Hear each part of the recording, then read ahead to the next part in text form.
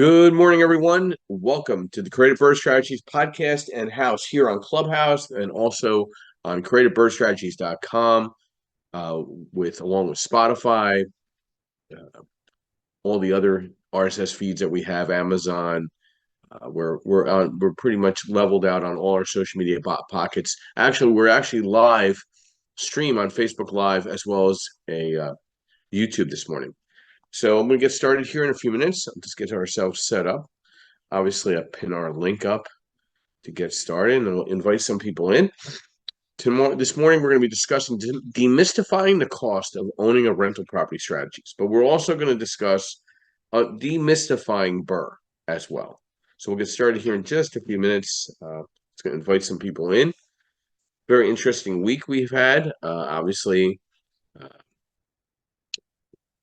the rates have been kind of bouncing around, kind of leveling off, running around 7.125.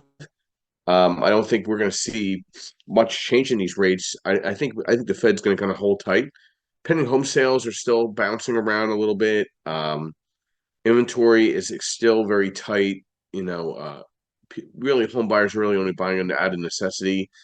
I'm starting to see a tick up on buying off the MLS. The investors avoiding the wholesale environment. They're identifying some good opportunities on the MLS right now. So we're seeing some of that action coming in.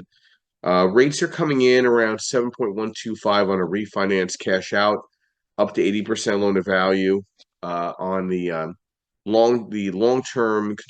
short-term construction loan money is starting at 10.125, probably costing about 1.5 on the origination. Pretty inexpensive money right now. But I love to thank our sponsors this morning, always. Uh, we have some great sponsors. We have Realty 4-in-1, which is our national publication, Linda Pelagas. We have Abstract National, which is our national title company, and they offer title services throughout the country. We have MB Capital, which I am a referral partner for, where we provide unsecured business lines of credit.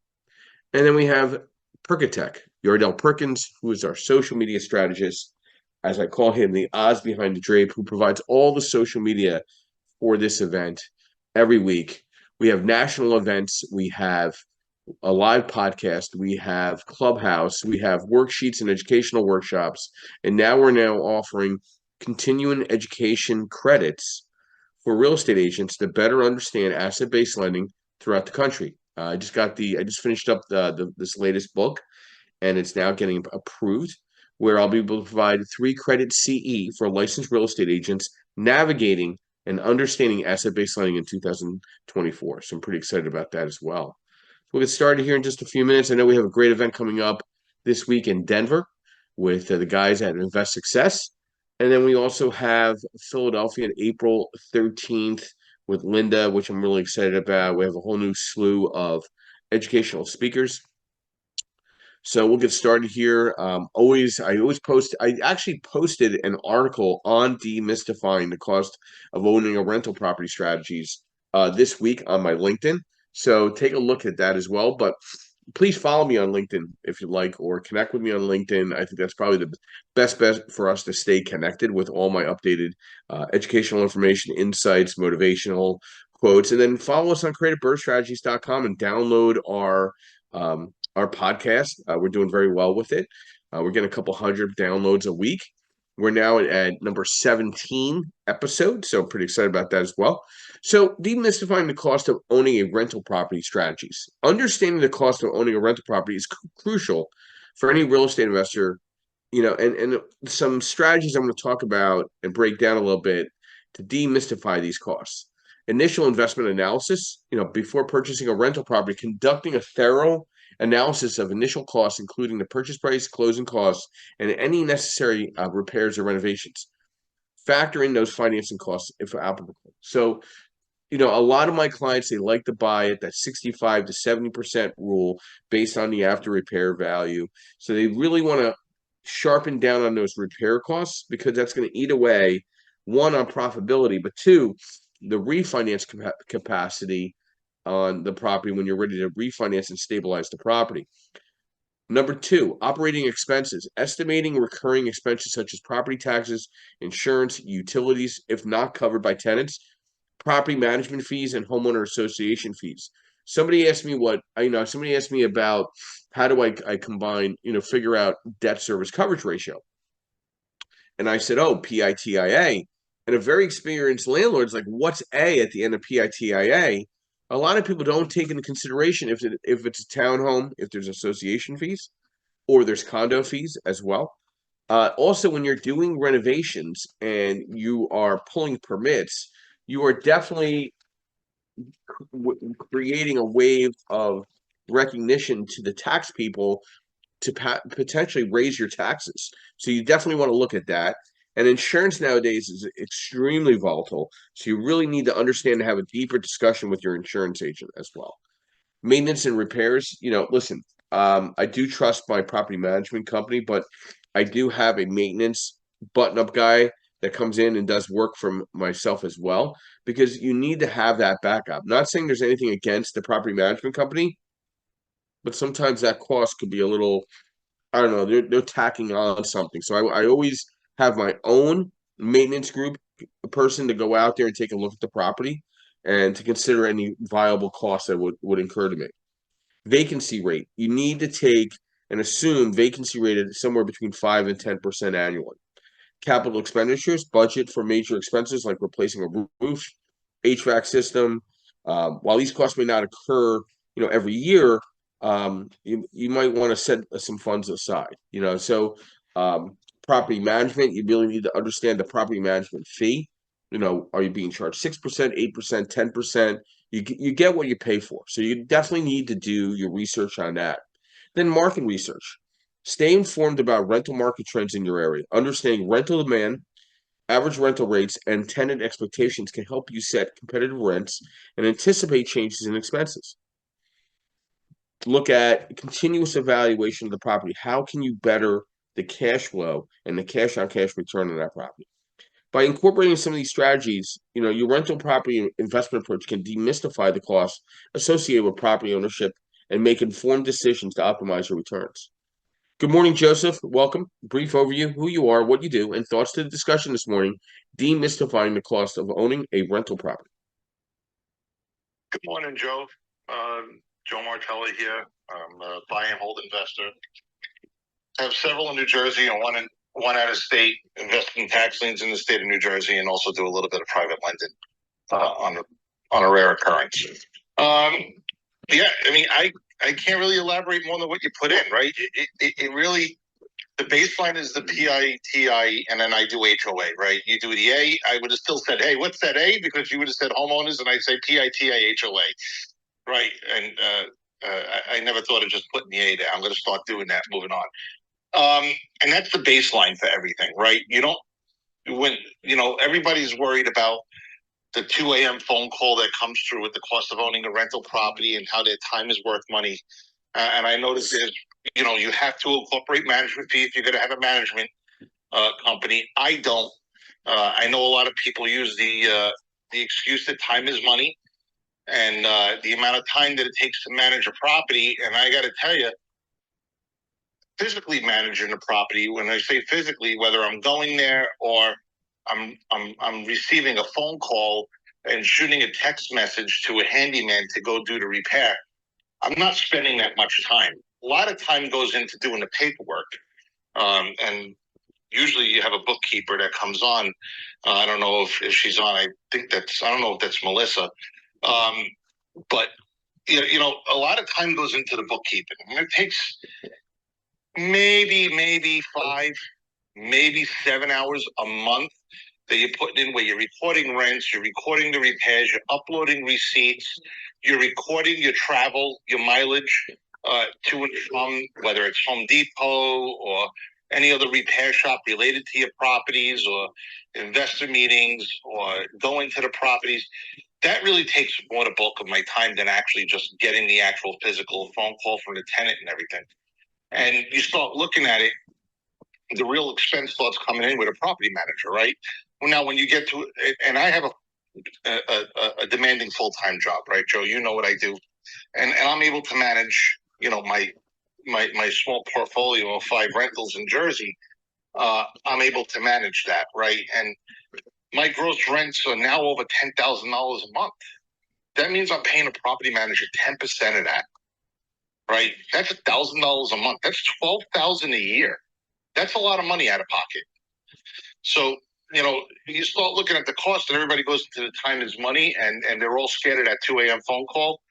I have yet to get a 2 a.m. phone call. The latest call I got was 8 p.m. on a Sunday with a sewer backup. But I mean, the property manager is still going to call you and say, "Hey, this is what I have. This is the cost. Do you approve?" So you still got to deal with those phone calls, Joe. Yeah, I think there's a fallacy that you're not going to babysit the babysitter with a property management company. You're still going to be involved. I think people think it's all going to be hands off, and that's really not the case. This is not a HGTV commercial. This is life, real life. Um, and you're going to be on call. You're going to be on call, whether it's from the management perspective, the maintenance perspective, or if you're going to self-manage yourself. We're going to dive a little bit into demystifying the BRRRR strategy because I think, obviously we're named the Creative BRRRR Strategy House, and I think rightfully so. A lot of people think BRRRR doesn't exist anymore, and I just think that's for people that are just either disgruntled, not surrounding themselves with the right people. Because I see BRRRR working in so many different places, in so many different levels, whether it's Class A rental to the Class D level. The effective method of real estate investment strategy can yield high returns if you implement BRRRR correctly by, carefully following steps, reasonably price a property, rehabilitating to increase the value, but you got to renovate the property correctly. Okay.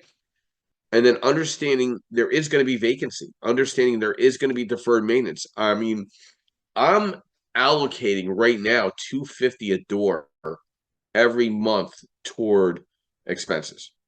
That's it. That's what I'm charging. $250 a door, and I'm using 10% on property management. I'm using 5% on vacancy, and I'm using $250 a door. I'm not even using a percentage. I'm just assuming every month I'm putting $250 aside per door.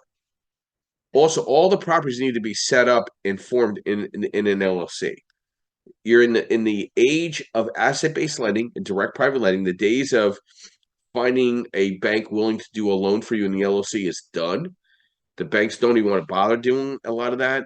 The asset-based lenders, such as myself, this is all we do.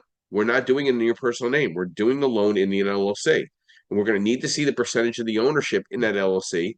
Obviously, who's the majority owners?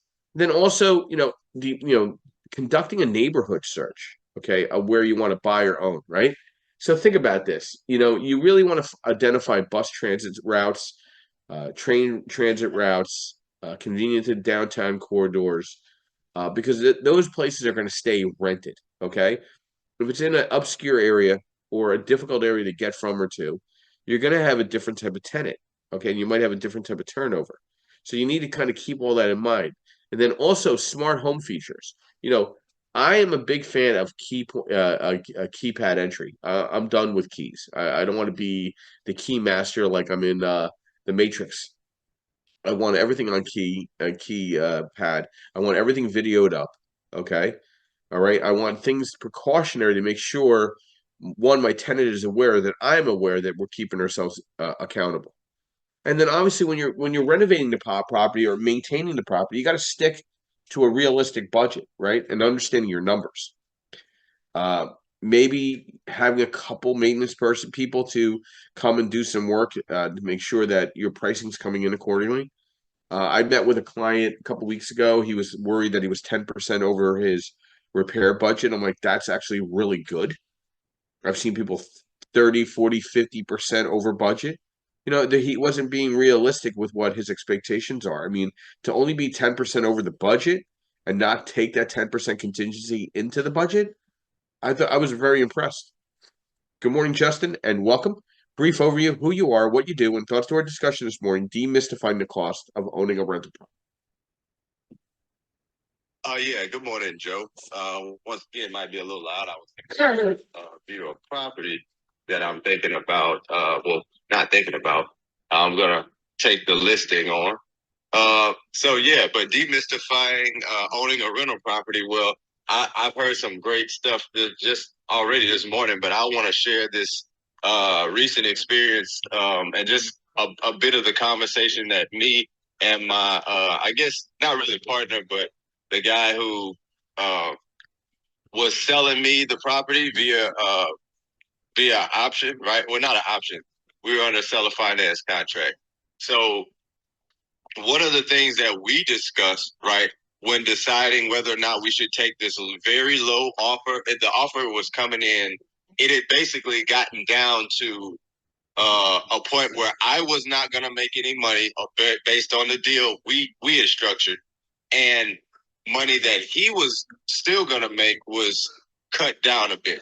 And so we had a conversation where I described to him, what all of our findings were based on the condition of the property, the age of the property, and what over the past 2 years, what my maintenance expenses looked like. And we also looked at that. This is not to sway anybody one way or the other. This is really just an example of what I've experienced. We also looked at another option that we are about to, I guess, get kickstarted, and he has some lots. And so we decided to, if we're going to hold something, then it needs to, you know, have low maintenance, right? It needs to be one of the better properties in the market in the area, and we need to be able to maximize what we can get off of rent. The problem with the property that we ended up selling was, uh, like I said, it was very old, and you had foundation issues, right? And then on top of that, it wasn't built to have AC, so AC was secondary built in. They had a tree in the front, so there were a list of maintenance issues, and when we added them up, they all added up to about, if we wanted to get it all the way right to get the most rent we could, right, in that area, which we really needed to, we would have ended up spending about $24,000 to $40,000, which would have added the cost of the project. It would have put it way out of reach. We wouldn't be making any money for the next 2, 3, 4 years. So just based on that, adding up all of your expenses and the potential expenses based on what an end buyer would want, because if you do it just to patch it to where you can get by and keep getting rent, you're doing yourself a disservice in your exit for your real exit strategy. So I just wanted to share that experience that we had, and kind of why we made the decision we did, Joe. Now, were you a partner, or you were handling the general construction of the project? No, so I purchased this was the duplex that I purchased via seller finance. Got it. Okay. And because I have a good relationship with the guy, he has some other stuff he wants to, want me to do with him. Okay. And it's turned out we made the decision to do some new construction, possibly some duplexes, because they're in a similar area in good proximity to downtown. Okay. And is he going to go as a full partner, or are you kind of responsible for the financing side?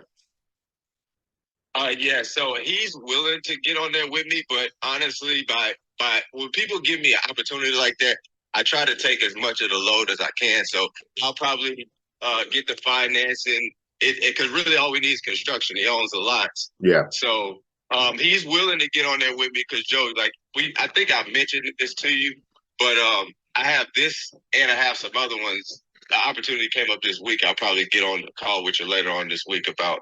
But in this particular instance, yeah, he's willing to, do whatever. My job is to develop the property. So I mean, listen, new construction in that 2 through 4 family space is extremely appealing right now.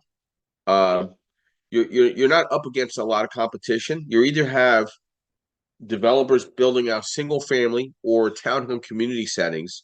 So that 2 through 4 family space is very unique and still a very big opportunity for the smaller investor. I mean, where are you coming in on cost per square on the build out? well, I'm coming out at like 130 Okay. a square foot, 140, and then this is like a moderate brick, So, and then we're looking at the layout, the kind of the plans that I have. I don't know if I showed you those yet, but kind of the just the floor plans that I have is about a total of 2,100 square feet. So if I can get in and out of the bill for about, you know, 230, 240, I mean, I might be able to do a $300,000 deal. Well, I know I could. I know. What's your rent's going to be on that, Justin? Say that again. What's your rent's going to be on the back end? It's going to be a 2-2 and a 3-2 upstairs. So that's probably going to be about low end on the low end about 1,300 for the 3-bedroom, and about no less than, because it's brand new, we probably won't take anything less than 1,100, 1,200 on the 2-bedroom. So you're close to $3,000. I mean, that's not bad. I mean, what's your back end value of the property? Back end value of it we'll probably get a appraised value of something like 350. I haven't gotten that far just yet. So it sounds a little tight. You got to be very careful. Yeah. Your after repair value is very tight to your construction costs.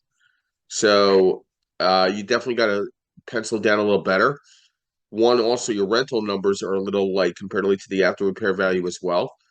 You might die debt service to get all your money out. You might be stuck with some money in the deal per deal. So definitely re-look at your numbers there. You could be you could be stuck with about 20% in the deal when the deal's done. And that helps you. Again, you got to determine if doing this type of investment property is right for you. That's the number one idea. And then number two is like you have to analyze it from a financing perspective. Everybody's going to need eventually a mortgage to leverage on that property, whether it's for the short term or the long term. Like we're just talking through these numbers. Those numbers are very tight. They don't work from what I'm hearing from a finance perspective. So you got to really understand the numbers.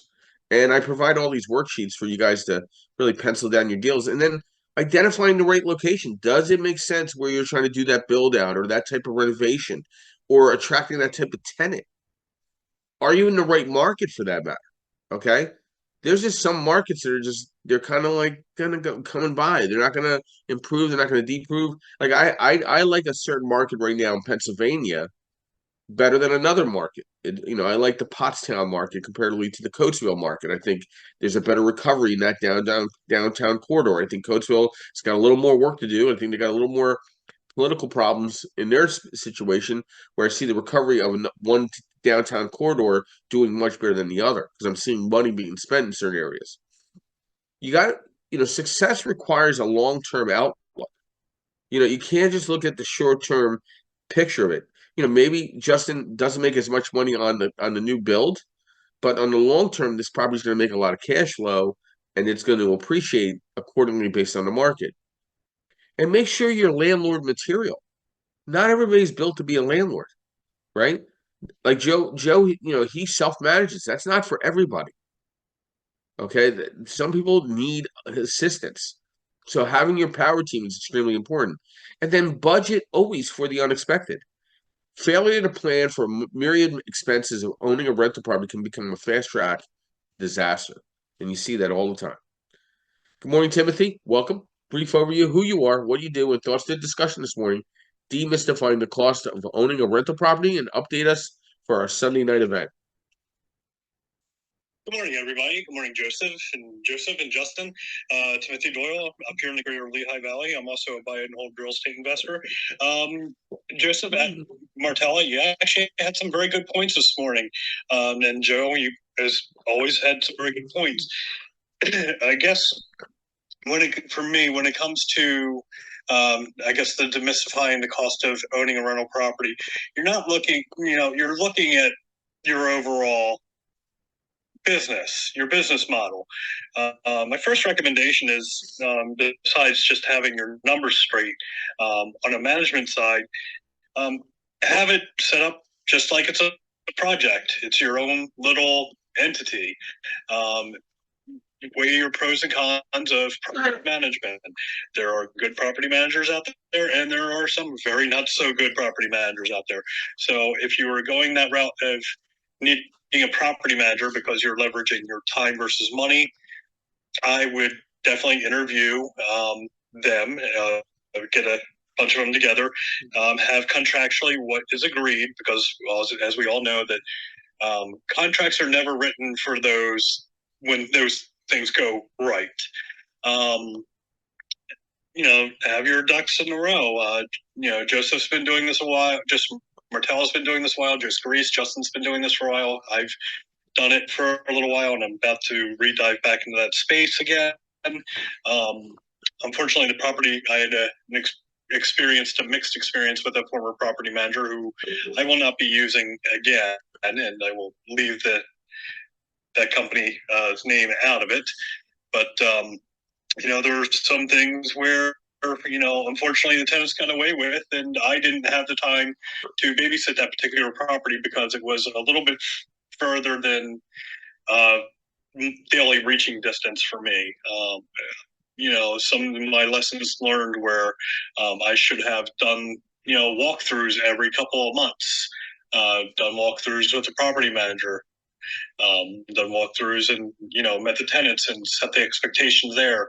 And the unfortunate outcome of that is I wound up having professional tenants in that property, and they did do some a good bit of destruction to that property that I had to rehab and flip again. So I had to rehab it the first time around, put some good money into it. Tenants moved in, and they left without notification and left me a mess. So I had to dump more money in it. So again, not doing, as to Joseph's point, not doing your own due diligence as a business owner, and also knowing what letters the law you have to follow. In other words, you have to give your tenants 24 hours notice, et cetera, unless it's written into their contract to where you can just pop in, or not just pop in at any time, but you can, as long as it's agreed upon, you can come in, within a 12-hour notice. That's fine, but you also have to check some of the local laws and states in your area. I'm not an attorney. I don't profess to be an attorney. I also, getting to Joseph's other item, as far as what this evening's room is, I co-host a evening room here on the Creative Burr Strategies House with Garrett Rhodes. And tonight we will be reviewing flip calculations or flips.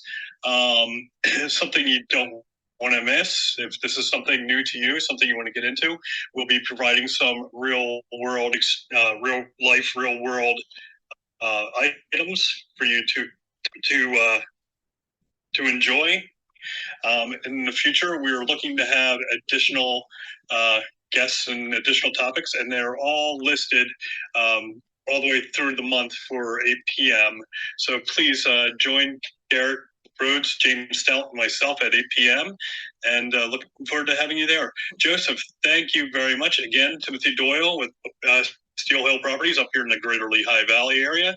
Remember, if you can't buy it, steal it. And back to you, Mr. Joseph Scarice. Thanks, Tim. I appreciate that. This is not an exact science. There's always something that comes up. Like, example, this week, one of my processors reaches out to me and said, "Hey, Joe, did you take a look at that lease?" I'm like, "Yeah, is that month to month, or is that a 12-month lease?" They're like, "It's a month to month." Do you know all asset-based lenders cut back LTV by 5 to 10% if you simply just don't have a month-to-month lease and you have a 12-month lease signed? I don't know why you would have a month-to-month lease. There's no difference in getting somebody out in eviction in the tenant-friendly world that we live in. Whether you have a 12-month signed lease or a month-to-month, just have a 12-month lease. Make sure you have a good attorney in your market that understands eviction. That might even be a good eviction attorney, understanding how to set up that lease. Okay? And then also weighing out Section 8 versus market rent. I mean, the affordable housing movement in a lot of markets, not just urban settings, the suburban settings for that matter, has become very lucrative and has been a very unique opportunity for landlords that might just want that. There's a little less stress, I feel, with the Section 8 housing if you got your hands around it, okay? Because that tenant knows potentially they could lose that voucher. So understanding that as well, and then obviously keeping an eye on what taxes are looking like on your property, right? Taxes could be the make or break of profitability, especially that in insurance, okay, and repair costs. And understanding how the rental laws work in your market. If you're in multiple markets, you better damn well start whittling down and understanding the rental law facilities in those areas. Rental properties can be an excellent investment, and the approach is very business-like way, but you really need to understand as much as possible what you're getting into. I do get a kick out of people, hey, I got a great deal. Can I get 100% financing? Listen, if I can get 100%, if I'm in the lending space and I can't get 100% financing, 100 on the purchase, 100 on the rehab, why would you get it? I mean, it just, I think there's some common sense that's been dissipated where people think if they have a great deal, they should get all the money in the world. Oh, and by the way, my credit's not good. I mean, listen, your bad credit's not my problem. It's your problem. Fix it. Joe, what's your thoughts to what we've been discussing, the ups and downs of working with tenants and the cost of maintaining a good investment property and staying profitable? Where have you seen, maybe just for yourself or others, where there's areas where they just don't get it? Maybe there's a miss. What's your thoughts? Yeah, listen, I mean, what I and it was mentioned before, I think by Timothy, that this is a business, right? And I think you mentioned it as well, Joe. Like, this is a business. This isn't a hobby. I mean, you are buying properties with hundreds of thousands of dollars at stake, right? I just got a message, and you're going to cringe when I say this, and I'm going to say it just to make you cringe. I just got a push notification from Credit Karma, and it went into my debt portfolio, and I have over $800,000 in debt. And on the rental property. So you have hundreds of thousands of dollars at stake.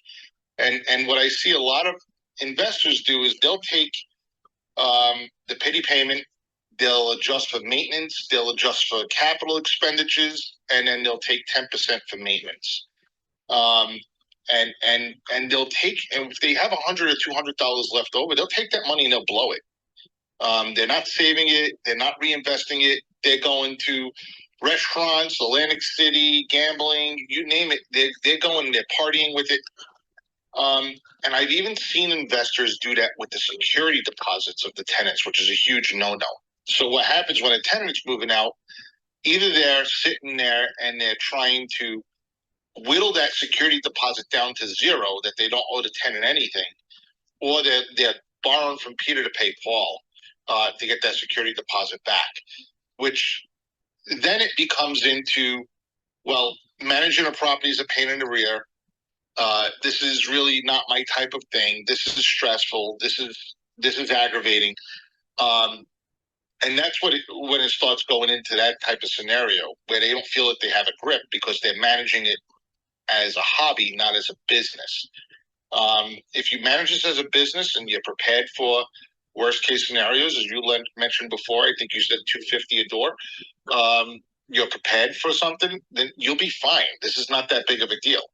But I see that's where people go wrong, and that's where the mystery comes in of managing a property being really a challenge. Yeah, I think risk management and understanding your entrance and exit strategy, anticipating potential risks and having contingency plans in place is missed. I mean, I think how many landlords have we met that get themselves in trouble financially with a property that come to the RIA? I mean, endless amounts. And it seems like they want to point the blame to everybody else but themselves because they didn't manage the property out correctly, or the contractor screwed them, or the tenant screwed them.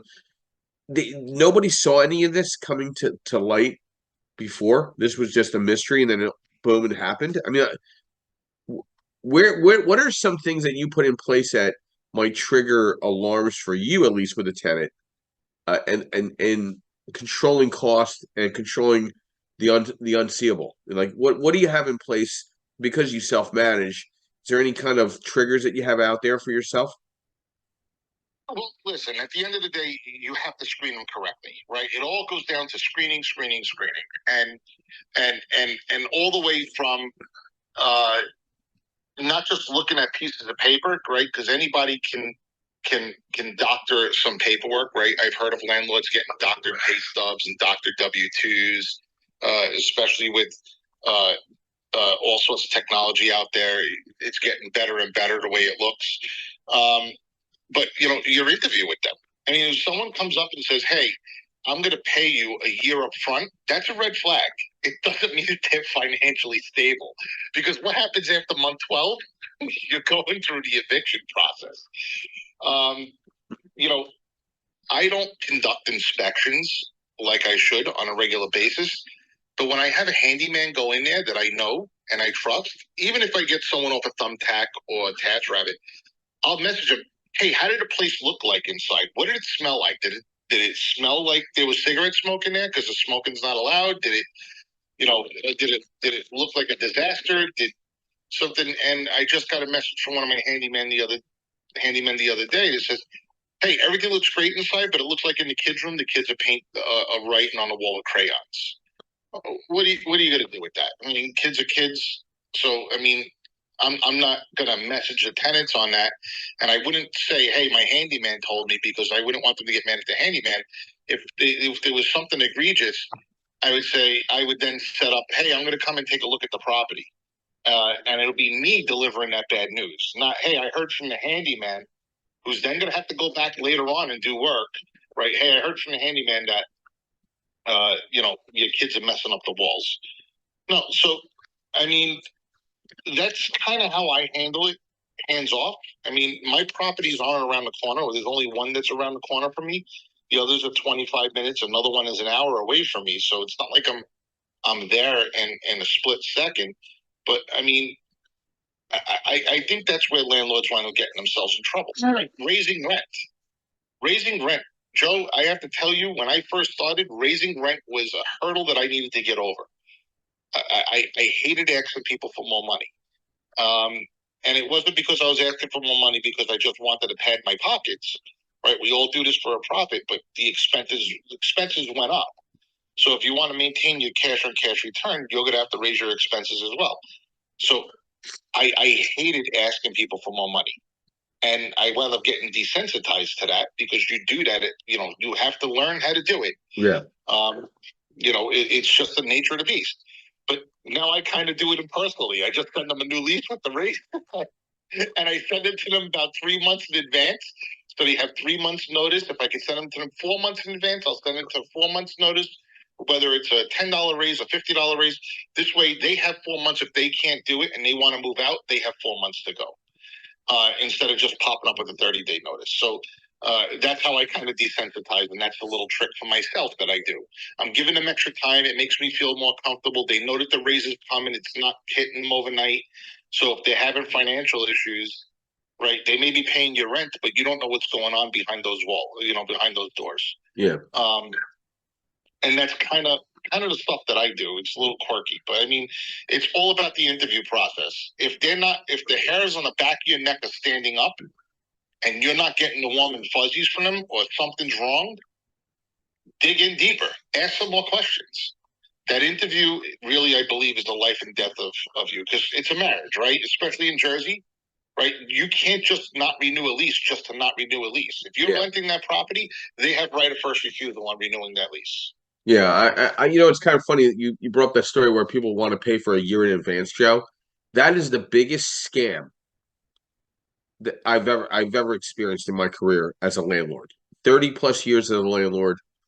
I owned a ton of properties up in Lehigh Valley, and used to get people coming out. I could pay 6 months in advance or 12 months, and then after that, you're evicted, like literally the next month. There's always a story to that. There's always bullshit with that for some reason. Yeah. I do have inspection requirements in my leases. It's quarterly. I pay for it. It's worth every penny. They check from the basement all the way up to the roof. Cost me a couple $100. But you know what? Some of these tenants don't want to tell me there's a problem. that's what I don't understand. Like my rentals are class B, B plus rentals. Don't you want to live in a B plus rental when you're paying B plus rent? Why would you avoid telling the landlord or the management service? I have found some unusual things, especially in the basements, where yeah, I knew that was going on, but I really didn't get around to telling you guys. Well, thank you, because my water bill just went up 20% because of that. And now I have to eat that. You know what I mean? I just shake my head with my management company once in a while, but that quarterly inspection that costs me a couple $100 is invaluable. That's my thoughts there. Yeah, I'm laughing because not one of my units. My brother, who owns units by me, called me and said, "Hey, tenant said there's a leak under the sink." And I said, "All right, I'll go check it out for you." And I drove there, and Joe, there was mold all on the back wall underneath the sink. And I said, "How long has this leak been there?" "Oh, it's been there quite some time, but really didn't want to bother your brother." And I'm like, "Are you kidding me?" You're breathing in mold. You're breathing in mold, by the way. You know, right? Like, so cleaned up the mold. I repiped everything. It took me all of an hour, but I mean, like, you're right. Some people think that they're doing you a favor by not calling you and bothering you until it's a bigger problem. Like, the problem's not going to go away. yeah. And the reason why they called is that they had a bucket underneath, and the bucket became too much to just hold it after the dripping. It came more and more, so they were emptying the bucket more frequently, and they got tired of doing that. So it's just funny, and they pay the water on that bill, by the way. So it's just funny. Yeah, no, you're absolutely right, and I probably should go to inspections, but I I don't. I also don't want to invade people's privacy, right? And that's a hurdle that I need to get over, maybe. I also look at it. The more I make them feel that the property is theirs, they're going to stay. The longer they're going to stay.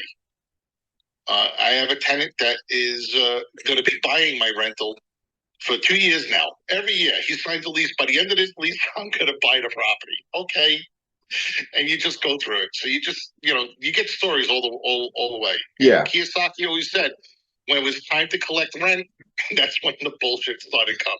Right? Yeah. No, I get it. And since I reconfigured my portfolio, got out of the 1 through 4 rental space and got more into the 5 through 25, there's a lot less of that. There's still some of it, of course, because there's common area maintenance issues that need to be addressed. There's laundry centers I need to address. There's roofs I got to address. There's utilities. There's management. There's insurance. There's banking issues, whether it's a line of credit or reevaluation of the property. But I think because I put so many safeguards in place, whether it's inspections, whether it's the re-up on the lease where there's automatically inflationary increase to the rents. I pay the renter's insurance as part of the lease, where it avoids any potential cancellation policies by the tenant. There's certain things I've done where I get a lot less paperwork and I could focus on the business of making money with the asset. And I think people get kind of lost like this is not a hobby.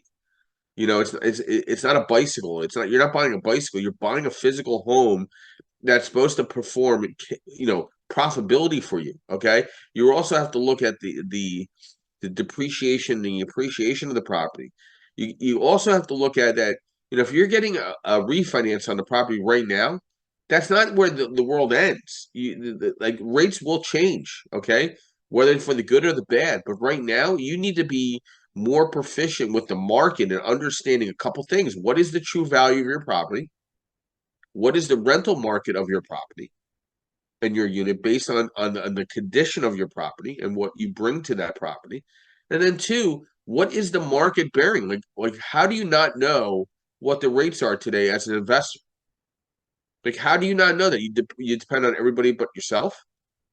That's just I just shake my head. Like you need to be extremely involved with the whole process now, because one mistake, you're chasing the carrot for your money, right?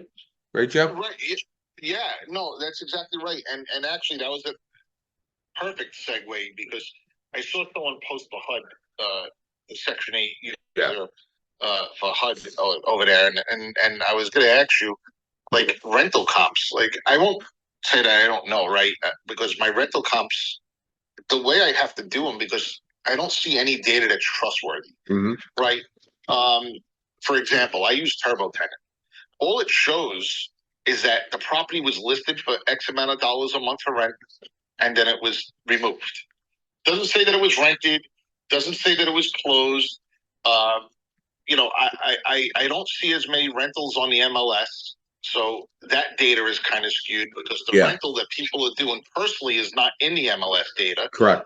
So I kind of do a combination of like Rentometer. I just learned of a new site, rentcast.io. I asked a realtor that I know for their comps, and then I see what's being advertised on the market. Plus, I use the HUD. But I also know that the HUD is now higher than what regular people are paying. So it's like kind of like a little bit of a quasi formula that I kind of do to kind of get to where I need to be. Yeah. But yeah, it's like the rental comps, I would say, are a little bit difficult to get to because there's no formalized way of doing it. Well, this is the thing. If you're in the urban setting, your new rental comp is the Section 8 housing. Okay. I mean, that's it. I mean, unless you're in a very Class A, B plus neighborhood of a city, everything else falls under Section 8 in my eyes. You're weathering the fact whether you want to go Section 8 or you want to go market rent and deal with a professional tenant on the market rent, or deal with the professional tenant. At least you got a voucher, and if they screw you around, they lose the voucher. So I don't know. I mean, I don't have a much of a Section 8 influence on my buildings because it's more of a B plus neighborhoods where they're located. But if I had I've looked at Section 8, and I cannot not interview a tenant that applies, but they can typically afford the rent. Excuse me, still battling the flu. So my thought is, if you're in most of the urban cities right now, people are not moving back into the cities. That train is gone. Okay, people are getting the hell out of Dodge. Okay, they're scared about the crime. They're scared about the politics. They're scared about the bullshit. They're scared they're not protected. The police can't even protect themselves. It's just a bad place. I mean, the suburban settings, you feel like you could at least keep your door open during the day. Okay, but you're still getting that Section 8 influence into the suburban settings in certain areas. Okay, but your new market rent in every urban city throughout the country, east of the Mississippi, probably west of the Mississippi too, is Section 8. Does that make sense based on your cash flow and your opportunities? We had a little guest there we have to remove. Sorry about that. So we have to change and remove one of these guys. I haven't had to do that in quite a long time. So we'll kindly remove him from the whole. How do we remove him? We'll just remove him. We'll just block him out there. There you go, buddy. Take care. Yeah, we removed Abdul. It's okay. By Abdul. He has been removed by the room. So listen, at the end of the day, these are great discussions to really mastermind. And Joe, it's funny. Somebody called me and said, "Hey, Joe, we should have better speakers at meetings." I said, "No, you need to have better mastermind discussions like what I do on Clubhouse, and have your subgroup step up the bat and do some homework, do a little elbow grease, and put these type of subjects out there with discussions and have the whole room involved." Because you do a presentation, there's people that are just not going to be involved, or they're scared to get involved, or they're new to the business, whatever their bullshit that's in front of them. I think the mastermind way of talking about what we talk about here on Clubhouse and on our podcast is, I think, unique, and one, it gets a lot of the stuff out in front of everybody. What's your thoughts to that? And then we'll go to Linda. No, I absolutely agree with you. Right? I mean, when you have a formal speaker and it's a one-way conversation, you're just listening to that one person has to say, and then people are just limited to thinking at that one topic, which is the reason why Marcus and I kind of did dinner and deals, right? Yeah. It was to have multiple conversations, and never thought to call it a mastermind because it really is. What's on your mind, and let's pour into you. Yep. And get your topic that whatever you're dealing with, let's get that out there and let's deal with it. So yeah, some really good stuff that we've discussed, and people walk away with some valuable insight on things. And I think that helps them progress their business further. And conversations like this that we have on Clubhouse, right? You have one topic, but we've gone to down so many avenues today. That's really valuable, from talking about professional management to inspections to selecting a tenant. Um, it goes well above and beyond what today's topic is, and it's all tied in at the end of the day. You're demystifying everything in there, and I think more of a mystery is what you mentioned before. It's fear, right? A lot of people are scared to do the property management. And listen, when you're dealing with people, it can be nerve-wracking a little bit, right? And you have to work towards desensitizing yourself to that, because at the end of the day, this is a business, right? It's just if you would open up, I don't know, a candy shop, you're going to have to deal with customers, whether they're complaining or something in the store breaks, or someone robs you in the store, or you need to raise your prices, you need to collect money from people. It's all the same thing. It's business. It's just a different type of business where you get paid once a month and then you maintain a property. So really great conversation today. I hope anybody who listens to this in the future or is listening now really gets some good value out of it. And one last thing, and then we'll go to Linda. I don't think my clients don't take vacancies serious enough. I don't think they take, I have a very smart client that takes 3 months of vacancy into every deal that he evaluates. I just don't understand why you try to avoid it. It's a necessary evil.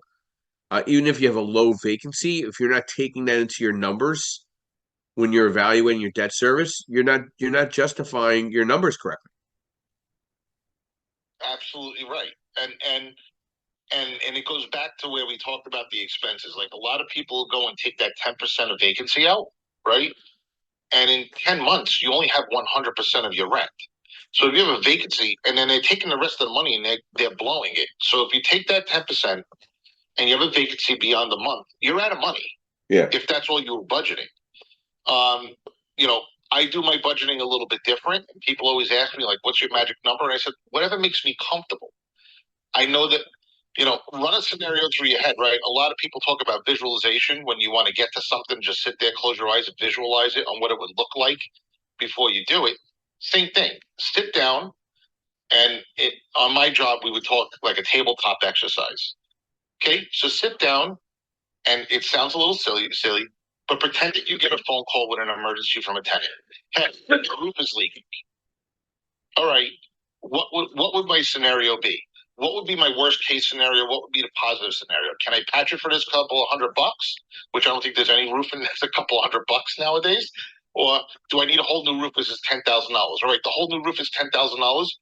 Do I have money in the account to pay for that right now? If the answer is no, well, then you better start beefing up your account. If the answer is yes, okay. So I have that, and I have 4 properties, and now a plumber has to be called at another property with a leak. Am I going to go fix that to save the money, or am I going to call a plumber, and would that cost $500? Do I have the $500 to cover that?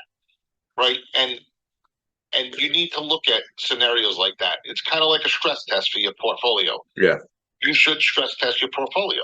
Do I have that money? If the answer is no, then you need to work towards building that up. Yeah. That's my suggestion. So that's why I do the $250 a door plus the 5% vacancy, and that money. And then when that inspector goes in every quarter, I'm probably putting most of that money to work. I usually have money at the end of the year, thank God, because there's other things I already have set up, whether it's roof inspections, and that's part of my cost. But that money that I'm buffering, that I'm putting into an account separately from my rent and from my debt service, all that, I'm using it. I'm leveraging that. I don't want to take it out of my pocket. Have I had to? Yes, of course. But that's the cost of doing business. You're not buying a bicycle here. You're not buying a pet. You're buying a house that's supposed to depreciate, appreciate, and bear cash flow for you. So thank you, Joseph, for your insight. I appreciate that. And we'll get to Linda. Linda, Hey, good. Joe, I think we lost you. You there? Can you got me now? Hello? Can you hear me? Hello?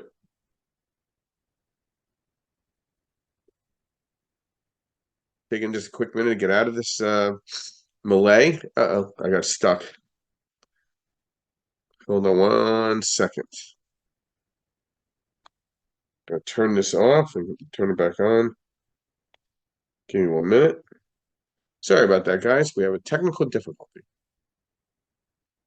We'll reboost the phone. Never a dull moment. Hold on 1 second. There we go.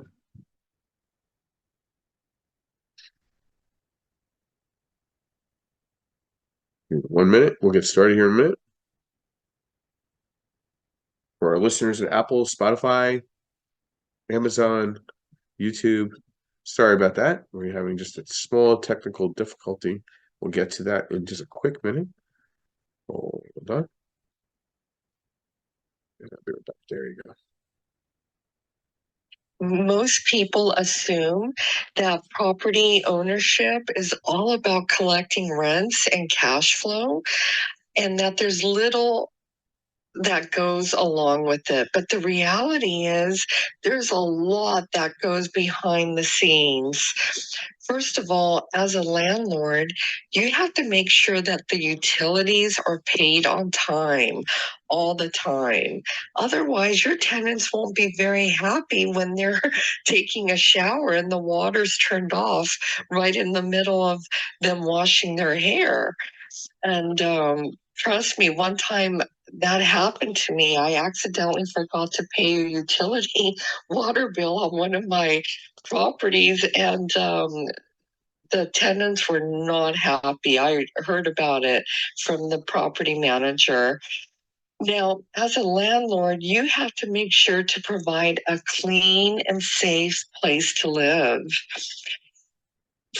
Trust me, it's not all about collecting rent. Landlords have many expenses that they're responsible for in order to keep a property running smoothly.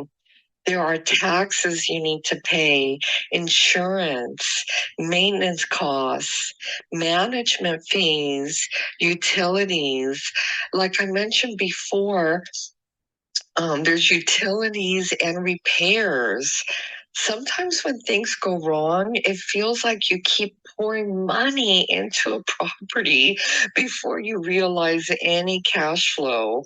Please know that every new property creates special challenges, and you'll need reserves. The more property that you own, the more reserves, actual cash that you should have in your bank account for the repairs that are needed. It's just so important. I know so many landlords that just don't keep reserves in their account because they're spending all their cash flow. And then when something happens, they have to put it on their credit card, and then they go into credit card debt. That's not wise to do. It's wise to have a reserve for every property that you have.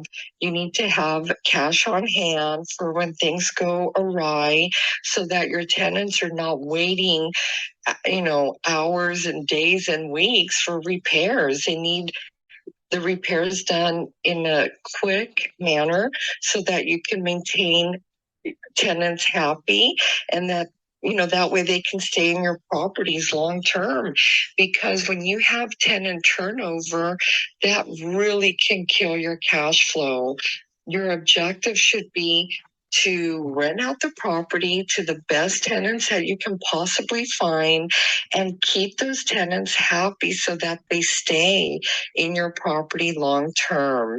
Then you increase the rents on an annual basis to take into account the expenses that are going up every year, because as a landlord your expenses do go up every single year. Your property taxes do not decrease every year, they go up every year. Seldom do property taxes maintain the same or decrease. I've seen it happen before where property taxes do not go up, or they may go down slightly, but that's not the norm. The norm is your utilities are going to go up, your property taxes are going up, your insurance are going up, your utilities are going up. So you do have to raise rents. Joseph said, hey, it's not easy to raise the rents. He used to have a hard time doing it. It's not easy to do that. I also, feel bad when I have to raise the rents, but guys, that's part of being a landlord. If you're not raising rents on an annual basis, you're going to be losing money slowly in the long term because, as I mentioned, everything goes up. Anyway, those are the tips that I have. I've been a landlord for over 20 years in California and out of state. Most of my income is derived from real estate rental income that we own. And I hope to help other people in their journey towards real estate ownership and landlording. Thank you so much for this time. Back to you, Tim. I'm back, guys. Everybody can hear me? Oh, yes, we hear you, Joseph. Sorry about that. Joseph. Yeah, it's all good. So, Linda, give us some updates on Realty 411, where we're at right now as a whole with your company. You've been a sponsor of our group and supporting our group for several years now. So, I'd love to get an update.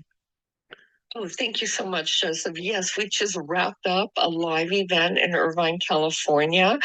It happened last week. We had a phenomenal time. Lots of investors. We actually had an investor fly in from Pittsburgh, Joseph. Wow. Yeah, that was pretty amazing. And he's coming back to our Philly event on April 13th. Oh, that's great. So that's the new item in the agenda now, guys. We're going to be having an event with Joseph Scarice, April the 13th in Philadelphia at the Mummers Museum. We're so excited to be hosting another event in the East Coast. We'd like to invite everyone on Clubhouse to join us. You can find information on realty411.com. You can also shoot me an email at info@realty411.com, and I will send you a link to the event landing page, and I will also post it on the message board here. Thank you so much. My pleasure, Linda. And as we get closer to, by the way, the people that are signed up for the Saturday event, they want to come in on Friday. We're gonna have a mastermind, a luncheon open to the registered attendees, as well as a happy hour, which we had last year, which really went really well. The irony here is that we weren't welcomed back to the Marriott, the Navy Yard, because we were too busy for them. Actually, we had too many people, and we overwhelmed their food court, which was kind of funny. So um, we're gonna have a catered breakfast and catered lunch for the Saturday event. I've never been told, hey, you're giving us too much business, don't come back. That was quite ironic, but I look forward to it. I've been telling everybody about this great event. We got some great new speakers, and I look forward to working with Linda again on this. And we'll probably have some other future events to announce once we get past Denver and Philadelphia. And again, we're the only house here on Clubhouse, one that has a live podcast on Spotify, on Amazon, on YouTube, on Facebook. We have educational worksheets. We now have CE courses on asset-based lending, licensed nationwide. I just got approved. I can teach a 3-credit CE on asset-based lending for licensed real estate agents in every state in the country. We're now having live events with one of our key sponsors, Realty 411, throughout the country and marketing that. So we're very unique in what we've done over the last 24 months. We're now 2+ years in existence here on Clubhouse. I always want to thank them. I want to thank our sponsors, such as Realty 411, such as Abstract National, MB Capital, where I'm a referral partner for unsecured business lines of credit, Perkatech with Yardell Perkins, our social media strategist, and the Oz behind the drape behind all this. And then Lenmark Capital, where I am a senior loan advisor, head of origination for asset-based lending, single family through 4 family, fix to rent, fix to flip, 5 through 25, new construction, blanket loans. We're here to provide direction, service, strategy with great moderators. I think a rumor has it Joe Martello will dress up as a mummer at the Mummer Museum for the event. Rumor has it, Joe. Is that true? Are you going to dress up as a mummer? No, Joe, I'm not wearing a dress anytime soon. Thanks. Well, I do want to say something that a lot of you guys don't know. I was a mummer for 4 years, and you don't dress up in a dress, but I was a mummer for 4 years for the comics, the which was a lot of fun. So, listen, you want to have a conversation with Linda, Justin, Timothy, Joseph, myself, some of the audience members. You want to have a conversation, talk it through. Buying real estate again it's a lot of fun. There's a lot of opportunity, but there's going to be a cost benefit to owning a rental property. You need to understand that and make sure that that fits what you're trying to accomplish. Will it be a convenience or an inconvenience in your bottom line? So I want to thank everybody for their engagement this morning. I want to thank our moderators, our audience. And you're all more than welcome to come up at any time and raise your hand. I can't see everybody all the time because I'm working the obviously Apple and Spotify and Amazon and all the other things. But if you want to come up and give your insight, provide a strategy, provide a statement, please by all means raise your hand. We welcome you always. And I like to always finish the room with a quote. This one by Zig Ziglar, legendary guy. Go as far as you can see. When you get there, you'll see further. Thank you all for your engagement, your participation. Thank you, moderators. Thank you, our sponsors. We'll see you in Denver and Philadelphia. We'll be back next weekend, Saturday and Sunday, here 8 a.m. on Saturdays, Sundays 9:30 a.m. Eastern Standard Time. Have a blessed Sunday morning. I'll be ending the room in the next 30 seconds.